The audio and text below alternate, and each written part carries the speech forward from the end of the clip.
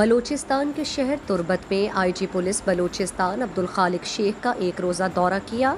DIG Makran reason गुलाम असफर मैसर और दीगर police अफसरान उनके हमरा थे। डीसी कीच मेजर रिटायर्ड बशीर अहमद बड़िच और डीएसपी कीच इमाम याकूब बलोच समेत दीगर पुलिस अफसरान ने तुर्बत पहुंचने पर उनका शानदार इस्तकबाल किया। उन्होंने एफसी हेडक्वार्टर जाकर आईजीएफसी साउथ मेजर जनरल कमाल अनवर चौधरी से मुलाकात की। तुर्बत समेत जनूबी बलूचिस्तान की मजमूई अमन व अमान की सूरत हाल पर तबादला ख्याल किया। आईजी पुलिस ने डीआईजी पुलिस के हमरा तुर्बत में पुलिस लाइन का भी दौरा किया। उन्होंने पुलिस के चाको चौबंद दस्तों ने मार्च पास्ट पेश करके सलामी दी। आईजी पुलिस बलूचिस्तान फिर तुर्बत से गवादर रवाना। दिलचस्प मालूमात और खबरों से आगाह होने के लिए Gedrosia Point Facebook page, Instagram, Twitter को फॉलो और यूट्यूब चैनल को सब्सक्राइब करें।